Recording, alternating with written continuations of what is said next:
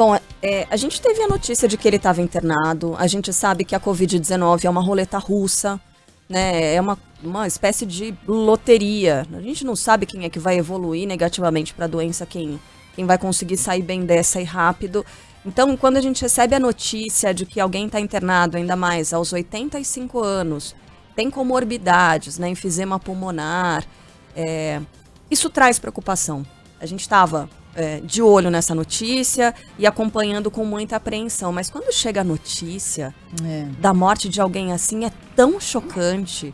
Foi muito chocante ontem. Claro. Né? Porque é um ícone, é um rosto, e a gente já falou aqui sobre isso antes, que é a questão de a gente estar ficando mais velho e perceber aquelas nossas referências de sempre, né? A gente nasceu, o Tarcísio Meira já era o Tarcísio Meira. Enorme, né? Um gigante já, né? Os nossos, pelo menos na minha família, os nossos avós, os nossos pais, meus tios, todo mundo. E é uma figura que acaba ficando tão próxima das pessoas, né? E a gente percebe que essas figuras estão indo embora. Então, as nossas referências estão deixando esse planeta. Parece que o planeta começa a ficar menos nosso, né? Quando essas pessoas vão embora. É curioso. É triste. Fiquei bem chocada ontem. Mas teve uma longa vida. Ele e a Glória ainda fazendo planos, né? Para quando esse pesadelo passasse, eles emplacassem projetos juntos. Tarcísio Meira faz parte da nossa vida. Que homem bonito, né? Nossa. Que homem talentoso. Ele não era o bonito canastrão. Não. O cara era um tremendo de um ator. Vamos compartilhar aqui algumas memórias do Tarcísio. A minha primeira, gente, era quando eu morava ali na Lapa, na Cerro Corá. Tinha na Cerro Corá, zona oeste de São Paulo, tá? Tinha uma locadora.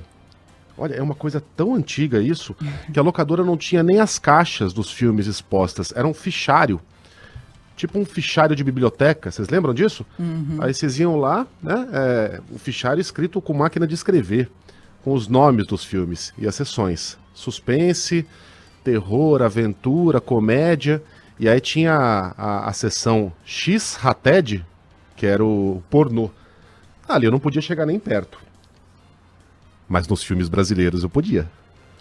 Com alguma cara de pau a gente conseguia alugar uma ou outra pornô chanchada ali. E aí misturava nos filmes, né? Eu alugava Indiana Jones, Goonies, Sexta-feira 13 e Bonitinha Mais Ordinária. Toda semana. E um dos que eu mais gostava de alugar era o Eu. Vocês lembram desse filme? O Eu, em que o Tarcísio Meira fazia o papel de um cara que era cercado por mulheres lindíssimas. Pô, tinha Nicole Puzzi, tinha Monique Evans, tinha Bia Seidel. Só avião. Assisti esse filme mais de 10 vezes, mas pelas razões erradas. O talento mesmo do Tarcísio eu passei a admirar na novela de 1986, eu acho, Roda de Fogo. Lembram? Que ele fazia um empresário que tinha um tumor no cérebro, ele tinha altas dores de cabeça repentinas, gritava, se atirava no chão, tinha que ser amparado pela personagem da Bruna Lombardi, que fazia par romântico com ele. Era a Roda de Fogo. O nome do personagem era Renato Vilar. Porra, aquilo era impressionante. A gente na sala assistindo sofria junto com o sofrimento do Tarcísio Meira, cara. Que ator, que homem que se foi ontem, viu? E ele fez esse sucesso todo como galã e tal, mas pra mim, por exemplo, uma das lembranças mais bacanas, assim, eu era pequenininha, mas pra mim é muito marcante, é a atuação em Araponga. Como Araponga, né? Era a cara dele. Sensacional. Sensacional. Ele é o rosto. Você fala em Araponga, você lembra de Tarcísio Meira. Exatamente. Pra mim foi aí, porque eu tinha um pouco mais de tempo livre nessa época. O Rei do Gado eu assisti a novela de ponta a ponta. Claro que tem outros tantos.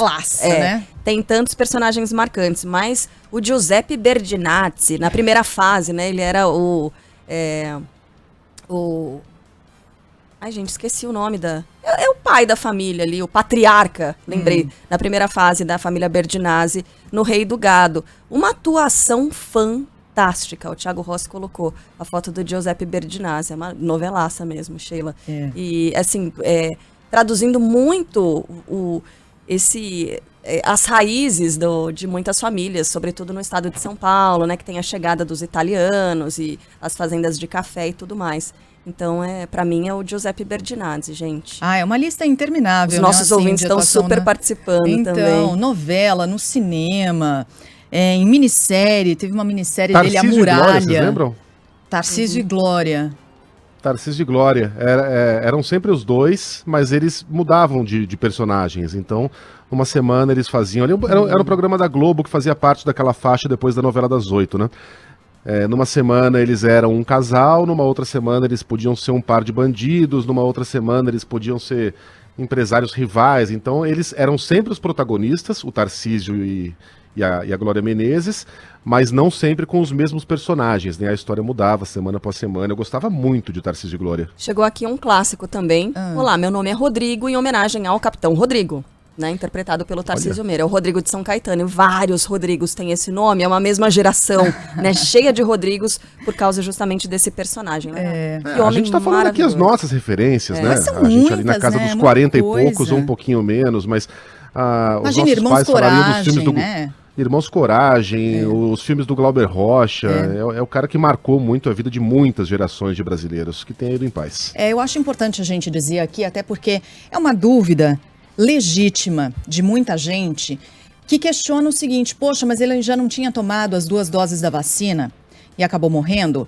E há uma parcela das pessoas que fazem disso uso indevido para confirmar uma narrativa que deseja confirmar do discurso anti-vacina.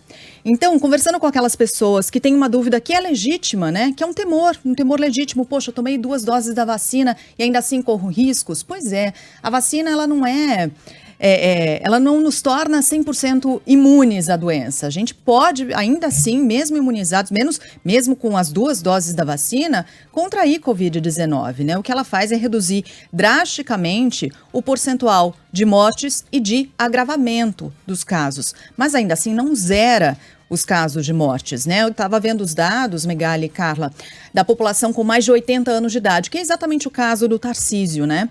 População com mais de 80 anos de idade, o índice até o finalzinho do ano passado de mortalidade estava quase em 30%. Agora, com o andamento da campanha de vacinação, esse índice caiu para perto de 10%. Então veja como a vacinação, sim, contribui demais para a redução no número de mortes, mas não zera, né? Então as vacinas, elas não são infalíveis.